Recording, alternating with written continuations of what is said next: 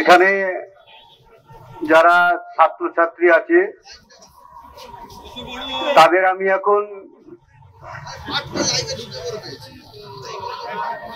নিজের সন্তানের মতো মনে করছি, এবং যারা বয়স্ক আছে তাদের আমার পরিবারের সদস্য মনে করছি। এই এত লোক আজ আমার পাশে এসে দাঁড়িয়েছে এবং আমার মেয়ের এই যে অপরাধ, জঘন্য অপরাধ কার্যকর করা হয়েছে, তার জন্য যে সুবিচার চাচ্ছেন, তার জন্য আমি মনে অনেক সাহস পেয়েছি। আজকে আমার মনের অনেক প্রশ্ন লোকের মাঝে বলতে সাহস পাচ্ছি। আপনারা আপনাদের বা তোমাদের যারা আমার সঙ্গে আছো তাদের কাছে আমার একটাই অনুরোধ, আমি যতদিন বিচারটা, আমার মেয়ে যতদিন বিচারটা না পায় ততদিন তোমরা আমার সঙ্গে থাকবে।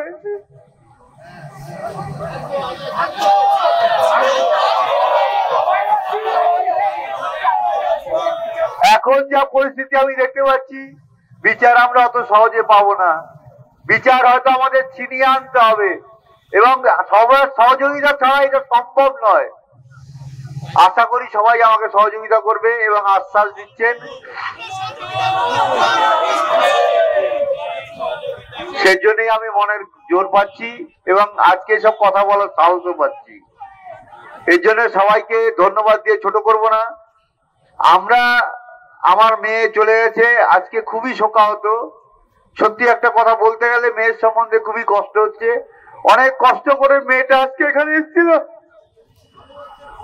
এবং আমরাও এখানে মেয়েটাকে তো নিয়ে আসার জন্য যেটুকু পারি চেষ্টা করেছিলাম, কিন্তু একটা রাত্রে আরজি করে দুষ্কৃতীরা আমার মেয়েটার জীবনটা নষ্ট করে দিয়ে আমাদের ফ্যামিলিটা, পুরো পরিবারটাকে শেষ করে দিয়েছে। আজকে আপনারা পাশে দাঁড়িয়েছেন বলে একটা মনের শান্তি যে জাস্টিস আমরা পাবোই হয়তো। আমি আর কিছু বলতে চাইছি না। আমি কি বলবো, আমি ভাষাই হারিয়ে ফেলেছি। আমার মেয়েটা ছোট থাকতেই, মানে খুব ছোট যখন, তখন থেকেই ওর ডাক্তার হওয়ার স্বপ্ন ছিল যে আমি ডাক্তার হব মা, অনেক লোকের সেবা করব। আর সেই সেবা করতে এসেই আমার মেয়েটা আরজি করে বলিদান হয়ে গেছে।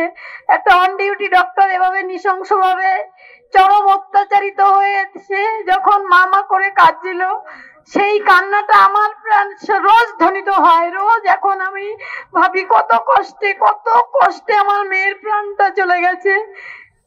তবে এই যে সবাই আমার পাশে দাঁড়িয়েছেন, এই দেশে বিদেশে এই যে একটা সোচ্চার উঠেছে, বিচার চাই, এটা আমাদের সব থেকে বড় বল।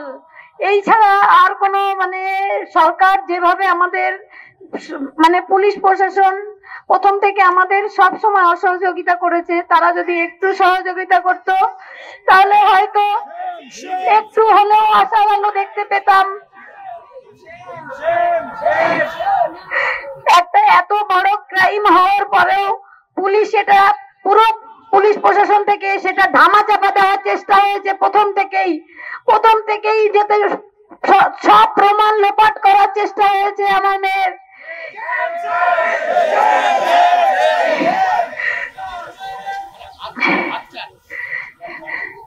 সবাইকে আরেকবার ধন্যবাদ জানিয়ে আমি এটাই বলবো যে যতদিন আমার মেয়ের বিচার না পাই আপনারা এভাবেই আমার পাশে থাকবেন, এবং সবাইকে আরেকবার ধন্যবাদ জানাচ্ছি।